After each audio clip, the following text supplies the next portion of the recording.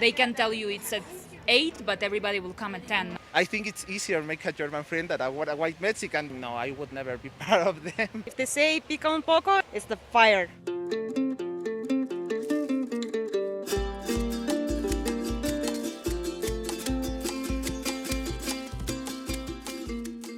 Let's talk about some of the culture shocks that you've experienced since moving to Mexico, since coming to Mexico. As much as I know not to show up on time for things, it still really bugs me for some reason that people will say something's starting at 7 and it doesn't start until 9. Well, I have been working with Latin America for 5 years now. I could say that people from Latin America, they are more slowly. If we compare it with Europeans or Russians or Americans, I guess, they're not like... In Ukraine, we are like, what time we will be meeting this time? And here is like everything more improvisation, like the party starting maybe later. They can tell you it's at 8, but everybody will come at 10. All of this, ahorita, mañana. A lot of foreigners say that like Mexicans still say ahorita. What is ahorita? It's a very funny thing because now means ahora, and ahorita is like a small ahora. Foreigners think it's like a super immediate right now. Actually, it's not the case. It's more like a second category now. I don't care enough to do it right now. You have to find a way and learn how to communicate the way that it's done here. How is that? You have to be really nice, really polite. Mexicans or Latin Americans in general, they're very polite and they treat you like in a very respectful manner since the beginning.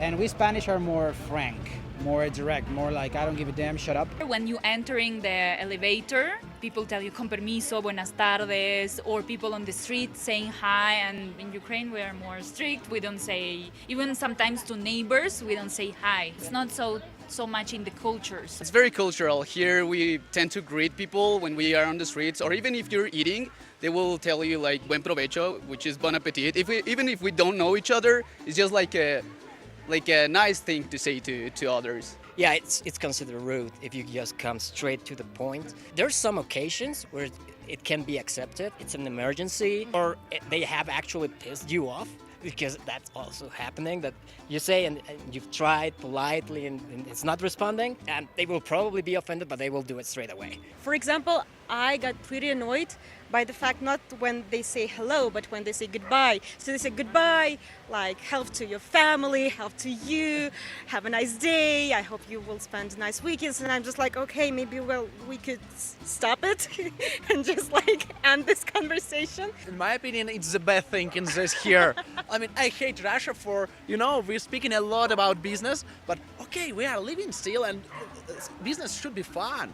One thing that I noticed when I got here was that everybody was super friendly and super inviting, and they were like, oh, I'll have you over for dinner. Oh, like we'll go get coffee. And I realized it's just something that people say and that they don't necessarily follow through with those types of things. So I was all excited thinking like, oh, I've got a ton of plans. Like I, have a ton of friends already, and, people would kind of just drop off the face of the earth. Like I feel like in the US, if you make plans, like you don't need to reconfirm your plans. But I feel like here, if you don't reconfirm like 4 or 5 times, there's a good chance that the other person just won't show up, and they'll be like, well, we didn't confirm. You've lived in Austria, you mentioned, right? So when you lived in Austria, what was something you missed about Mexico? Yeah, the warmness. The warmness and the food. You go around here and you start talking with people, random people on the street. So people are usually friendly. We're actually over-friendly in Mexico City. And in Austria or in Germany, usually if you go on the street, you never talk to anyone, so it's a little bit strange. When I met his best friend, I was shocked about how he treated him, because he told him, it's time for you to go home. And we don't do that. In Mexico, we will never kick you out of our home. If someone comes over to your house to visit, you have a new roommate. Well, the biggest difference is the cuisine, I'm kind of shocked. I thought that I like spicy food, but here I understood that I'm not. Yes. Here they give you spicy and they say it's not spicy, right? Yes. If they say pica un poco, that means that it's the fire. It's not as bad as in China still. I love chilaquiles, tacos al pastor, I'm not a big fan of like the grasshoppers. Yeah, like brain tacos and that kind of thing, not so much.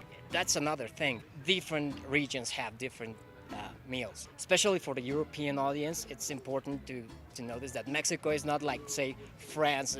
Mexico is more like talking like half of the EU. It's like 5 or 6 different countries put in a single one. In the regions with a higher influence of indigenous cultures, you can have more bugs. If you go to Oaxaca, that you can get that thing. But if you go, for example, to Yucatan, you will get a whole different set of meals. And if you go to the north, they won't eat bugs. They only eat meat. And if you come to Mexico City, you will have a lot of corn in everything. Did you know that Mexico has like some of the highest consumption of Coca-Cola as well? That like people really like sweet stuff. Yeah, we do like a lot Coca-Cola. It's a problem because it's also creating one of the largest diabetes epidemics in the world. You'll have to ask specifically, don't put sugar in things, right? Yeah, also in coffee, in chocolate, it's granted that it goes with sugar pretty much, and you have to ask if you don't want it with sugar. What is something that you love about living in Mexico?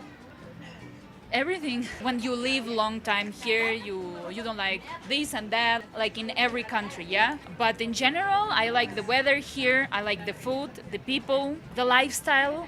I think at the same time they're working a lot, but at the same time, Sunday is like, it's normal to go out with your family. People take the time when they're resting, they take it also seriously, I think. I'm from Mexico, from a place called Veracruz. I've been living here since 2022, and I love that you can always do new things here.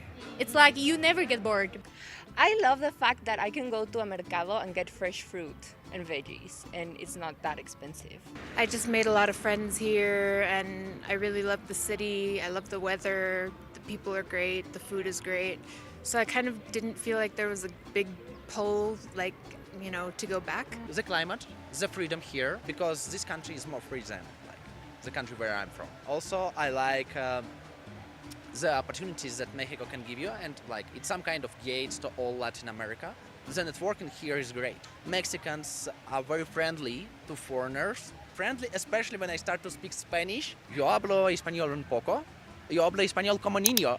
The variety of cultures that we have here in Mexico, specifically Mexico City, the museums, public transportation. Here you can go anywhere just taking the metro or whatever.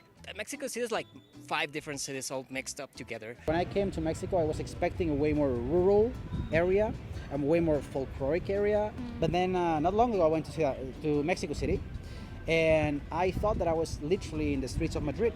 So it's very cosmopolitan. I don't see a difference between European cities. I actually suppose that it will be much worse here.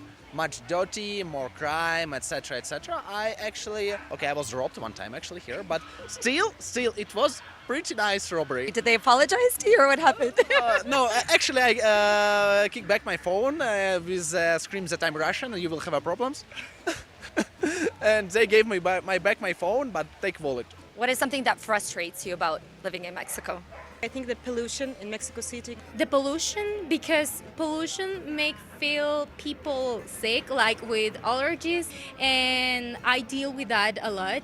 Pollution, we have not been careful enough about taking care of our water and our environment. I'm never going to like the traffic and the amount of time that it takes to get from one place to another. There are certain parts of the city that I just don't go to anymore because I can't walk or can't take easy public transportation to get there. Living in a day-to-day life here in the city, you guys, crazy amounts of traffic, it's insane. The rents have been going up like crazy ever since COVID. It's not sustainable for having like a family. We also have a lot of earthquakes, which is part of nature, but we shouldn't have a lot of buildings. You can live in a safe area, but as a woman, I can tell you that it's still not that safe. So do you take an Uber at night then? You don't walk home? Yes, even if my friends live in this area and I live really close to my friends, I prefer take an Uber to my house even if I'm 10 minutes or 15 minutes walking.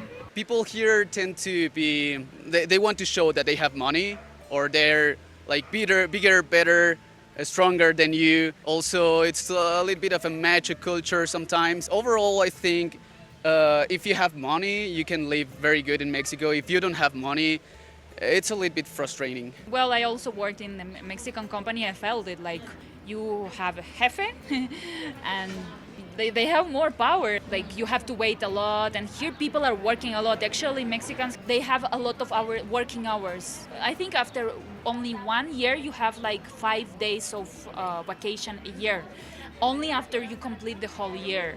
There is a big relationship between color of the skin and social class. The whiter, the richer, and the darker, the poorer. For example, the richer Mexicans are called white Mexicans, and to be honest, be part of them, it's almost impossible. I think it's easier to make a German friend than a white Mexican. That make friends in Germany is still very difficult. For example, me, no, I would never be part of them. And also there is a big discrimination between the regions. I consider that there are a lot of races in the north of Mexico and another region that is, its name is Jalisco, because they consider themselves as Spanish descendant. And they consider that they are superior, especially they discriminate a lot Mexico City people. But I think even more than racist, we're classist. If you see a brown person around the street, it's like, oh, well, it's brown, whatever. But if you see a rich brown person, you would be like, oh, how are you? Very nice to meet you. And they will try to get to know you. And if you're a brown, poor people, well, it's a bad thing here in Mexico. Do you feel like in Mexico, if you're white, you get treated a different way? Yeah. I can go into a store and just like be there checking stuff and nobody is going to ask me anything. But if a brown person comes in, they're going to be like checking on that person. There's a stereotype of brown people being criminals. Was there something that you wish were different? Take more seriously ourselves as a country. We have an inferiority complex. Sometimes we think we are less than foreigners.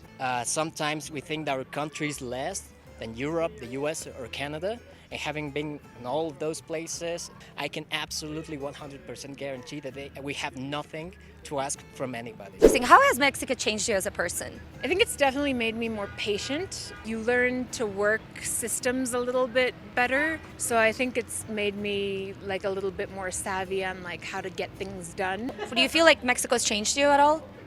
Completely. I left when I was 20, so the majority of my adult life I lived here. I studied university here, I married here. Yeah, I consider myself a part Mexican, yeah.